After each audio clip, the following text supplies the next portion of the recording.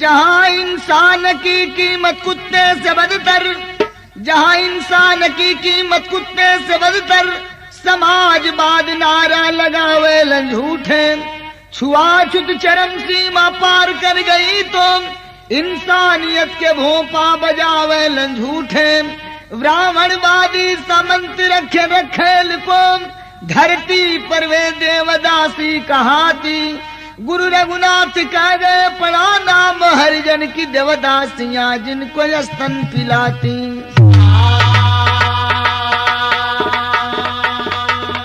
आज सामाजिक स्तर पर जाति के रूप में जो हमारे देश में व्यवस्था दी गई है, यही कारण आपस में तनाव का है। तनाव का यही मूल कारण है ऊंच नीच की व्यवस्था देना धार्मिक दृष्टिकोण से। तो सुने, यह आप गीत पाएंगे और इसका लिखित प्रमाण मिलेगा। पुस्तकों का नाम मैं बता दूं, मानववाद बनाम ब्राह्मणवाद, जिसके लेखक हैं रामस्वरूप वर्मा। दूसरी पुस्तक का नाम हिंदू जाति का उत्थान एवं पतन, जिसके लेखक हैं रजनीकांत शास्त्री।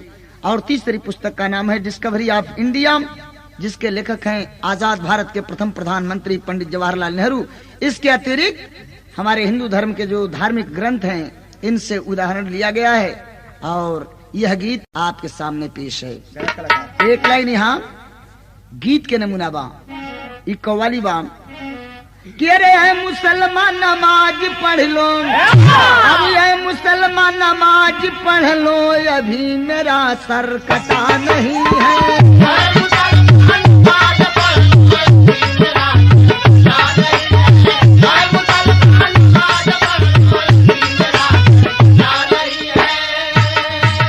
तो ये मुसलमान नमाज पढ़ लो, अभी मेरा सर कटा नहीं है। तो हुसैन जैसा दिया शहादत, अरे हुसैन जैसा दिया शहादत, वैसा कोई दिया नहीं है।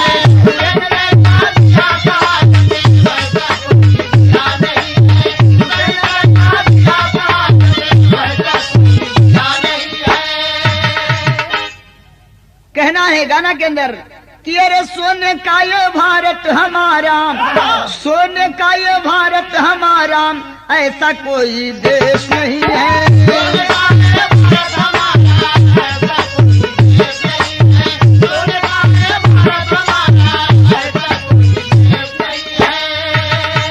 तो सोने का ये भारत हमारा, अब ऐसा कोई देश नहीं है। तो रामायण और गीता सरीखा देता कोई उपदेश नहीं है। रामायण और गीता सरीखा देता कोई उपदेश नहीं है। रामायण और गीता सरीखा देता कोई उपदेश नहीं है।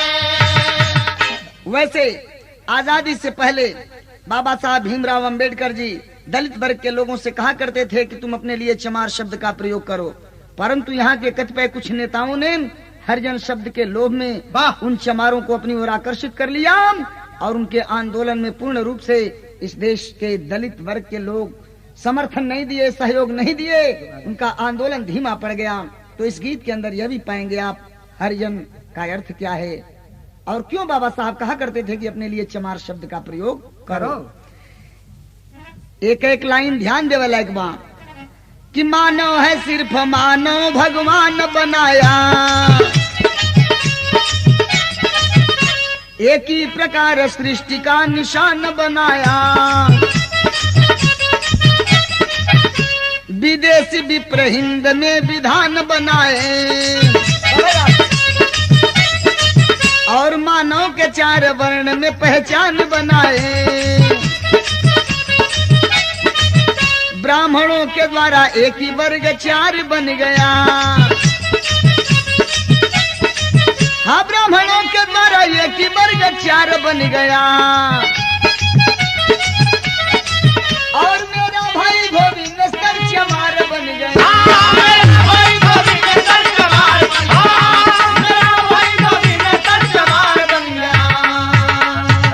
वैसे बाबूजी यह निश्चित है आदमी की कोई जाति नहीं हुआ करती है, जाति होती है जानवर में, इसलिए जाति वही है जो अपनी अनुपस्थिति में भी पहचान का स्पष्ट निशान छोड़ दे, वही जाति है।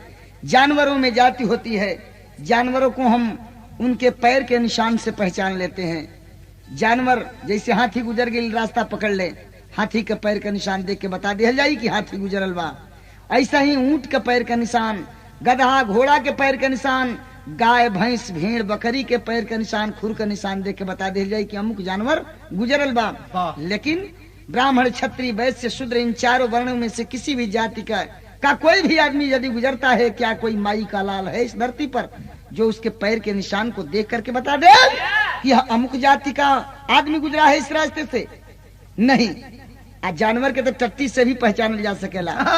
गाय भैंस ऊंट गधा हाथी आदि का गोबर में अंतर होला, लेकिन हम कहते नहीं कि ब्राह्मण क्षत्रिय अहिर गणेर भौर कुर्मी नोनिया मुसहर डोम चमारल खोर सबके कहीं खेत में बैठा दिया जाए आ कहल जाए कि गोबर से बतावा लोग भैया तन चीन के तो कौना जाति का गोबर है, तब बता लोग दे आदमी का गोबर देख के ना लोग बताई। आदमी में कोनो जाति ना होले, जाति होले जानवर में। आखिरकार ये देश में जाति का व्यवस्था के दिहल, जाति का व्यवस्था दिहल विदेशी ब्राह्मण जो उनकी आर्य पहले कहल जात रहन, अब ब्राह्मण कहल जात हुवन। ये विदेशी यहाँ आए और आकर के जातिवादी व्यवस्था दिए, बुरा नहीं मानेंगे। ये लिखित प्रमाण है। डिस्कवरी ऑफ इंडिया से ब्राह्मण विदेशी पंडित नेहरू जी कैले स्वीकार, आक्रमणकारी बन के आए सफलता न पोले तो बुद्धि के कैले प्रचार। डिस्कवरी ऑफ इंडिया पुस्तक में पंडित जवाहरलाल नेहरू जी स्पष्ट कर दिए हैं कि ये ब्राह्मण विदेशी हैं और जातिवाद की व्यवस्था के व्यवस्थापक यही विदेशी आर्य हैं, जो आज समाज में सर्वोच्च जाति अर्थात ब्राह्मण के रूप में जाने जाते हैं। तब भैया आक्रमणकारी बन के अइलन, आज सफलता ना मिलल तो तरह तरह का ढोंग रचे शुरू कैलन। अरे वाह भाई वाह। धर्म के नाम पर, ऊंच नीच के नाम पर, स्वर्ग या नरक के नाम पर कैसन कैसन ढोंग रचलन। आई हमारे के 85% के लोगन के मूर्ख बनावे शुरू कैलन कि कपोल कल्पित स्वर्ग दिखाकर, कपोल कल्पित स्वर्ग दिखाकर सबको मूर्ख बनाते थे। गोमेध यज्ञ का करके बहाना कर में तलवार उठाते थे। गो माता को काट काट कर मांस हवन करवाते थे, अपने जी भर कर खाते, सबको प्रसाद खिलाते थे। बाबूजी हाई तनी देखा हो कायम अंधविश्वास का बतावल जा। एक और हमनी के शिक्षा लोग देला, हमनी के समाज का मनुवादी व्यवस्था के व्यवस्थापक लोग शिक्षा लोग देला कि गाय हिंदू धर्म का माई है, माई का पूजा करे के चाहिए, मारे के ना चाहिए। गाय के गोबरे का गौरी गणेश लोग बनवा देला लोग। आ दूसरी ओर रामायण पुराण उठा के पढ़ त राम का पूर्वज रहलन राजा मानधाता अयोध्या का, गोमेध यज्ञ करौले रहलन। और गोमेध यज्ञ में जितना ब्राह्मण पहुंचे रहलन यज्ञ कराए बदे अपने हाथ में तलवार ले हुवन, गाय के कटले हुवन, आ गाय का मांस भूज भूज के बाहर व्यवस्था। हमारा खातिर के गाय माई है या तुम्हारा खातिर के जीभ को चटनी है, यह तुम्हार व्यवस्था। हम ये भैया ये तने नाम मूर्ख बनौलन और नहीं कोना कोना तरीका से मूर्ख बनौलन। एक लाइन यहाँ गीत बा, गीत के नमूना बा कि सुनिला की ससुर में झरझरा मोती झरे, सुनिला की ससुर में झरझरा मोती झरे, सुनिला की ससुर में झरझरा मोती झरे। मोरा लेखे मोरा लेखे मोरा लेखे सतुआ सा पनवाय बाबूजी हो, मोरा लेखे सतुआ सा पनवाय बाबूजी हो, मोरा लेखे सतुआ सा पनवाय बाबूजी हो, मोरा लेखे सतुआ सा पनवाय बाबूजी हो, मोरा लेखे सतुआ सा पनवाय बाबूजी हो, मोरा लेखे सतुआ सा पनवाय बाबूजी हो। कई लोग कैलन का देश में विदेशी लोग कि पत्थर की मूर्ति के देवता बतौले रामा, पत्थर की मूर्ति के देवता बतौले रामा, पत्थर की मूर्ति के देवता बतौले रामा। भोली भाली जनता से पूजा में विदेशिया हो, भोली भाली जनता से पूजा में विदेशिया, भोली भाली जनता से पूजा विदेशिया हो,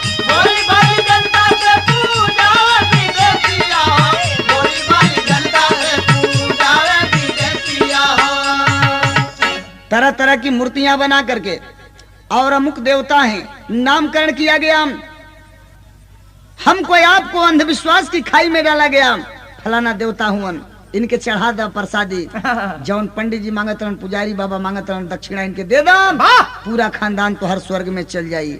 इतने नहीं, अपनी अमूल्य वस्तु देव के चढ़ाई बा, पुण्य के भागी पैरा स्वर्ग में बढ़ाई बा। पहले हमहन के पूर्वज लोग तनी अनपढ़ लोग रहलन, गंवार लोग रहलन, जवन पंडित जी कह दिलन ऊपर विश्वास करन कि यह बात सही बा, यही से स्वर्ग मिली, तो ये लोग जा लोग मंदिर के पुजारी पंडा लोग, अगर हमरा तुम्हारा घर का सुंदर हसीन लड़की देख ले, जाके पूर्वजन से लोग कहे कि तुम्हार लड़की देवदासी बने लायक बा, मंदिर में ले चला, शादी कर मूर्ति से, और जब देवदासी बन जाई तुम्हार लड़की, पूरा खानदान सदे हैं स्वर्ग में तुहार चल जाई। लालच में लोग वही मंदिर में ले जाके ब्याह करा दे, और मूर्ति से ब्याह करौले के बाद ई पुजारी पंडा करे काम, हमने के पूर्वजन से कहे कि अब तुहार लड़की घरे ना जाई, यही मंदिर में रही, यदि भाग के घरे चल जाई तो घरे मत रखिया, नहीं तो फिर तो के स्वर्ग ना मिली, नरक में तो के गोता लगावे पड़ी, पूरा खानदान के नरक में गोता लगावे के पड़ी।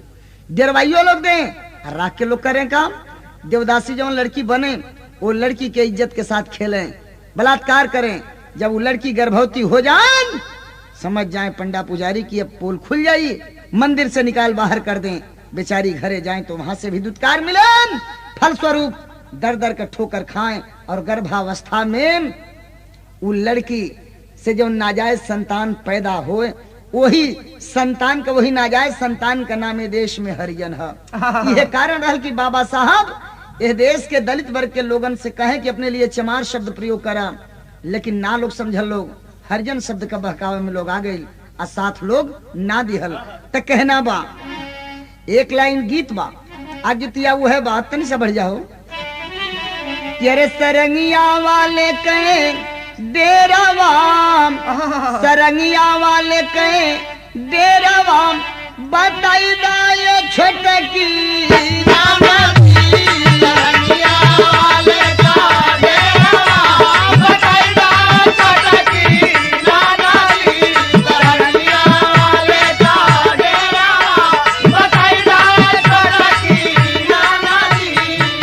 बाबूजी, ये व्यवस्था में हम के आपके यानी यही गणेर भर कुर्मी नुनिया मुसहर डोम चमार हलखोर कमकर कहार कुहार, ये जितनी बिरादरी है सबके नीच बतावल गई बा।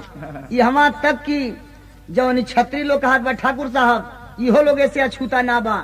यह देश में सबसे उच्च जाति, सबसे पवित्र जाति आ पूजनीय जाति कौन बा, तब ब्राह्मण बा, एक अलावे केहू पूजनीय बा वो नहीं। मगर सोचे वाली बात बा कि हम तो नीच हैं, ठीक है हम नीच हैं, हमारा इतिहास गंदा है, परंतु आप यदि ऊंच हैं, आप पवित्र हैं, तो आपका इतिहास भी पवित्र होना चाहिए।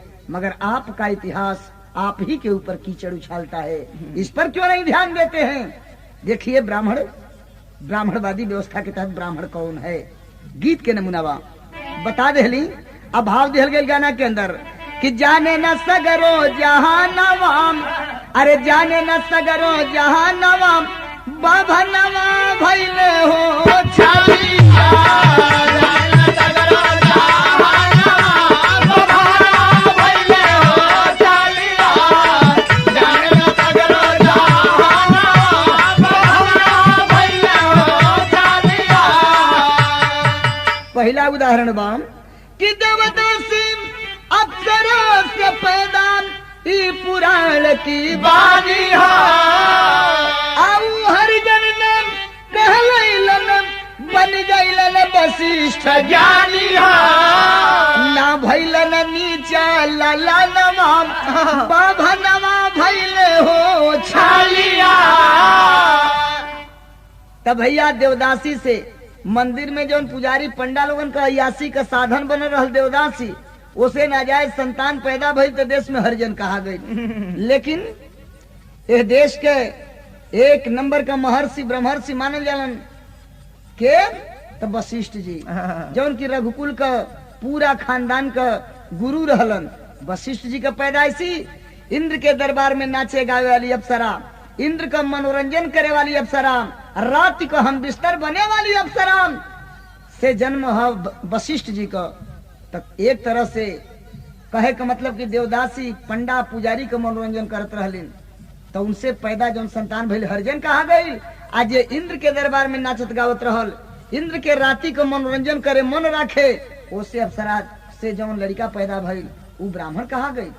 ये आधार पर बात का सिद्ध होत बा कि ब्राह्मण कोई जाति नहीं है। ब्राह्मण की परिभाषा है ब्रह्म जानेत, ब्राह्मण ब्राह्मण वर्ण है, कोई जाति नहीं है। किसी भी जाति का आदमी यदि ब्रह्म को प्राप्त कर लेता था तो वह ब्राह्मण कहलाता था। जैसे विश्वामित्र जाति से क्षत्रिय होते हुए भी ब्रह्मर्ष की उपाधि ली और ब्राह्मण कहलाए, जैसे वाल्मीकि शूद्र होते हुए भी ब्रह्म को प्राप्त किया और रामायण की रचना करके ब्राह्मण कहला गए, तो ब्राह्मण कोई जाति नहीं है। कहना है क्या कि अरे जो चाहे ब्राह्मण कर ले अधिकार पुराण बताए। ब्राह्मण जवन चाहे तवन कर सकेला। मनुस्मृति में लिखल गइल बा कि ब्राह्मण यदि चाहे तो ब्राह्मण वर्ण, क्षत्रिय वर्ण, वैश्य वर्ण और शूद्र वर्ण, इन चारों वर्ण की स्त्रियों से या कुमारियों से संभोग कर सकता है, मगर क्षत्रिय वर्ण, वैश्य वर्ण और शूद्र वर्ण के लोग ब्राह्मण वर्ण की स्त्री या कुमारी से संभोग नहीं कर सकते हैं। बताइए, ऐसी व्यवस्था है धार्मिक दृष्टिकोण से हमारे समाज की। क्या आप कल्पना कर सकते हैं यह समाज विकास कर सकता है जहाँ की धार्मिक पुस्तकें इस तरह की व्यवस्था देती हो? उस समाज में कभी एकता का बोलबाला आ ही नहीं सकता, एकता की भावना का संचार नहीं हो सकता है। तो मैं बता रहा था कि जो चाहे ब्राह्मण कर ले अधिकार पुराण बताए। श्रृंगी ऋषि दशरथ की बेटी को सिंदूर पहनाए। पराशर के कामी मानवा भनवा भैले हो चलिया। पराशर के कामी मानवा भैले हो चलिया। पराशर के कामी मानवा भैले हो चलिया। आप लोग पढ़े होंगे, पराशर नाम का ब्राह्मण मल्लाह की बिटिया से जबरी बलात्कार किया, भोग किया, और उस भोग से जो नाजायज संतान पैदा हुई उसी संतान का नाम दिया गया धार्मिक दृष्टिकोण से व्यास। वह व्यास जी एक नंबर का ब्राह्मण भइलनी। हो बात सिद्ध करता कि ब्राह्मण जाति ना है, ब्राह्मण वर्ण है। जौना वर्ण में कोनो जाति का लोग ब्रह्म के प्राप्त करके प्रवेश कर सकेला, ब्राह्मण का उपाधि ले सकेला। तब भैया तेरी के भावा कि अरे कुत्ते से मदद मानो जिंदगी, कुचला समाज को है ब्राह्मणवादी दानो। कुत्ते से बदतर मानो जिंदगी,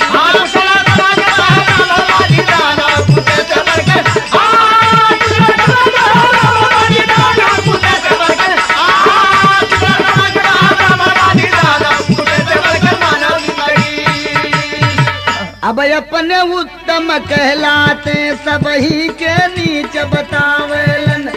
थुकदानी अछूत के गर्दन नेहारी टंगवावेलन।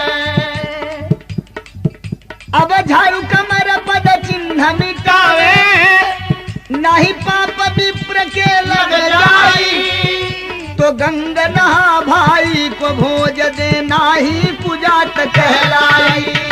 व्यवस्था थी ऐसी।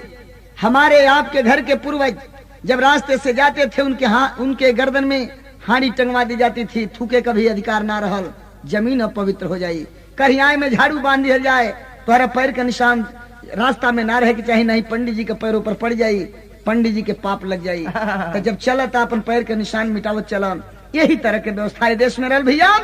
का करबा, हर जगह तो यह व्यवस्था में छुआछूत बा पंडित जी लोगन के नजर में, लेकिन एक कई जगह छुआछूत ना बा। सत्य तनिक कड़वा होला, एह नाते सत्य से इनकार भी कइल ना जा सकेला। सत्य बा मगर कड़वा बा। कहवा छुआछूत नहीं खेलो उनके नजर में। तनि सौर बढ़ा एक लाइन यहाँ गीत बा। आ गीत तू है बा कि कानिया मुरी में मुनरी, कानिया मुरी में मुनरी कमाल कइले बा। कानिया मुरी में मुनरी कमाल कइले बा। कानिया मुरी में मुनरी कमाल कइले बा। कानिया मुरी में मुनरी।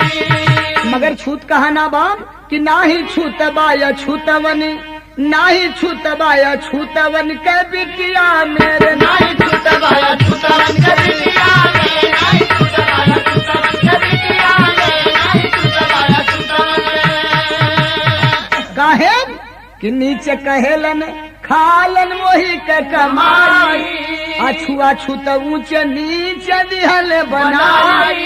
तो खाली छूत बाटे, खाली छूत बाटे भात रोटी लिटिया मेरे, नाई छूत बाया छूतवन के बिटिया मेरे, नाई छूत बाया छूतवन के बिटिया मेरे, नाई बिटिया मेरे हो, बिटिया मेरे हो, बिटिया मेरे, नाई छूत बाया छूतवन बिटिया मेरे, नाई छूत बाया छूतवन। हाई देखा व्यवस्था, अगर चमार पंडित जी के घरे हरवाही का काम करी, हर जोती तक खेत ना छुआई पंडित जी को, बाबा बिया खेत में बो दे, बिया या खेत ना छुआई पंडित जी को, फसल उग जाई काट के खरिहाने चमार पहुंचा दई, फसल ना छुआई, अनाज ना छुआई, दाव सा के बोरा में उ चमार कपार पर उठा के पंडित जी के घरे पहुंचा दई, उ बोरा ना छुआई, पंडित जी का घर ना छुआई, उनकी घर से बोरा में अनाज उठा के फिर लेके चल दे, आटा वाली चक्की पर ले जाई, पिसवा के पंडित जी के घरे पहुंचा दे चमार, तब वो पिसान ना छुआई। छुआई कब? जब पंडित जी के घरे पिसान पहुंच जाई, उनकी घर के गगरी का पानी उमा पड़ जाई, बाहर व्यवस्था। कौन गगरी है भाई? कौन गगरी है? आबे के उहे लोग बता सकेला कौन गगरी है, सुनहुली है कि चनहुली है। बस इतने बात बा कि छुआछूत हर जगह बा, लेकिन एक जगह छुआछूत नहीं के, कहा जहाँ इज्जत का बात बा, जहाँ बलात्कार करे का बात बा, तहाँ छुआछूत नहीं के। यह व्यवस्था बा। मुसहर पत्तल बीन दई, उमा ठाट से पंडित जी खा लिहन, लेकिन चमार यदि थरिया छू दे, मुसहर थरिया छू दे, तो थरिया में पंडित जी ना खाइहन। बाहरे व्यवस्था, बाहरे अंधविश्वास। यह कारण हल कि बाबा साहब भीमराव अंबेडकर बचपना अवस्था में जब स्कूल में पढ़े बदे गईलन, तो उनके साथ यह व्यवहार रहल, एक टाट पर बैठा के ना पढ़ावल जाए। जब हैंड पाइप पर सवर्ण का लड़का 15% का लड़का पानी पिए, वो हैंड पाइप पर उन्हें पानी ना पिए दिया जाए। कैसो कैसो बाबा साहब जब अनेकानेक डिग्री लेके अपने देश में अलन, आजादी का मांग होवे लगल, अंग्रेज शर्त रख देहलन, संविधान बना करके दे दो, हम तुम्हें आजादी दे देंगे। बाबा साहब के सिर पर जब जिम्मेदारी डाली गई, सर्स निर्वाह किया, परंतु उनकी संगमा जब कैल गई रहल, तो भुलाइल थोड़े न रहलन। साइमन कमीशन वाली रिपोर्ट उठवलन, आप पढ़ लेलन। देश में 85% गरीब जाति के लोग रहते हैं और उन्हें 85% आरक्षण मिलना चाहिए। इसलिए संविधान का निर्माण करते समय स्पष्ट रूप से वे लिख दिए कि 85 का हक देना होगा, 85 का हक देना होगा। बाबा साहब कलम उठाए थे, ऊंचा बनो अभियान चला, गांधी नेहरू बहकाए थे। क्यों सोए हो जगोत चिंता, छोड़ अयोध्या काशी का, अरे जन्म सिद्ध अधिकार तुम्हारा, ले लो हक 85 का। आरक्षण का सुन के नाम ब्राह्मणवादी जलने लागे, मेरी रोटी का कर विरोध वे आत्मदाह करने लागे। पहले हमारी इज्जत के साथ खेला करते थे बाबूजी ये लोग, आज आरक्षण की बात आती है तो हमारी रोजी रोटी के साथ खिलवाड़ कर रहे हैं। इसलिए एक निवेदन है 85% के लोगों से, क्या कि अरे आरक्षण के जवन दुखियाई बापुरिया, तवल वो खरी में कुटाई हो तुहार मुड़ी,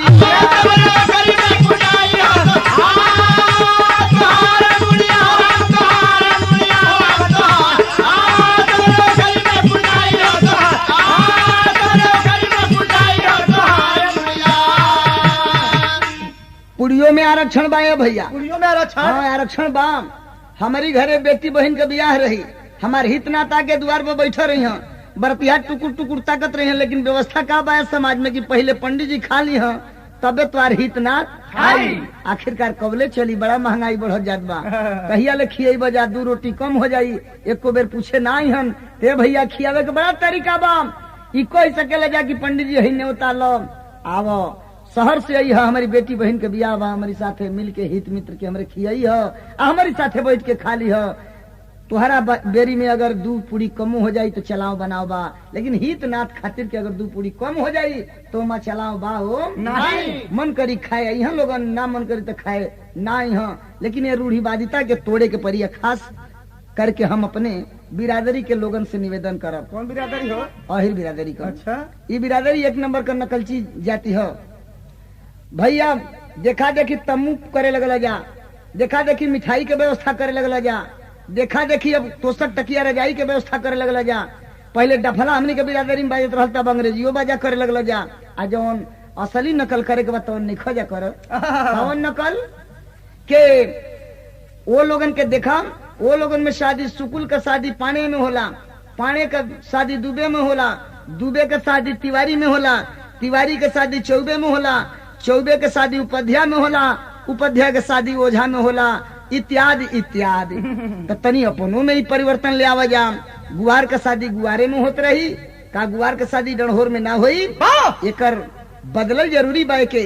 एह नाते भैया निवेदन बा कि एकरा में परिवर्तन ले आवा जा।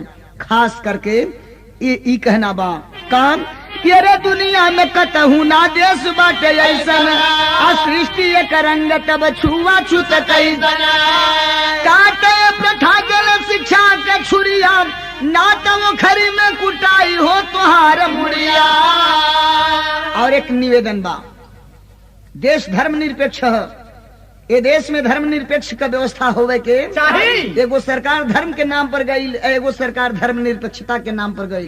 तो ये देश जब धर्म निरपेक्ष है तो यहाँ शासन व्यवस्था भी धर्म निरपेक्ष होवे के चाहिए। कहना बा कि अरे धर्म निरपेक्ष सत्ता लेवा फिर बनाई हो, अरे धर्म निरपेक्ष सत्ता कैला फिर से कायम हो, हथवा मिलाए कांसी राम यो मुलायम,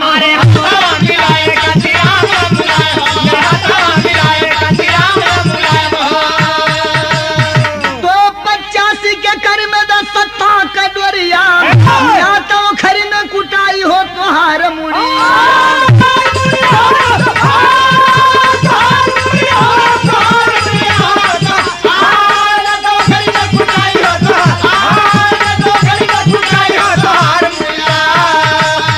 तो जय रेखाड़ गुरजद्दू लोटन लालता वराधे श्यामा, सूर्याल सुबचन चंद्रिका मितवा का पैगाम हो, कुत्ते से बदतर मानो जिंदगी, लिखे श्री नारायण परशुराम के ज्ञानो, कुत्ते से बदतर मानो जिंदगी।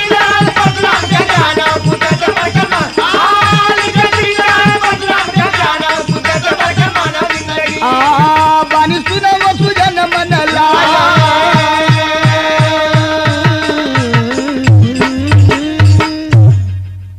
मित्रों यह कैसेट रामा कंपनी के सौजन्य से और खास करके मैं अपनी पार्टी के लोगों की बेहद मांग पर, कतिपय कुछ पार्टी के नेताओं की मांग पर मैं इस गीत को रामा कंपनी के सौजन्य से आपके सामने प्रस्तुत किया हूं। और इस गीत में सामाजिक व्यवस्था के ऊपर जो है चित्रण किया गया है, प्रकाश डाला गया है कि आखिरकार एक तरफ हमें ऊंच और नीच की खाई में ढकेला जाता है, दूसरी ओर राजनीति के नाम पर हमें बहकावे में लाया जाता है कि तुम इस मजहब के हो, इस धर्म के हो। तो मजहब के नाम पर, धर्म के नाम पर हमें एक बनाया जाता है और जाति के नाम पर ऊंच और नीच की परिभाषा से हमें परिभाषित किया जाता है। इसे मैं रामायण और पुराण अर्थात धार्मिक ग्रंथों के आधार पर आपके सामने दर्शाने के लिए परिश्रम किया हूं और पुस्तकों से खोज करके शोध करके आपके सामने प्रस्तुत किया हूं। और इस गीत का शीर्षक व्यवस्था हमारी और उनकी, हमारी का अर्थ 85%, उनकी का अर्थ 15% है। धन्यवाद।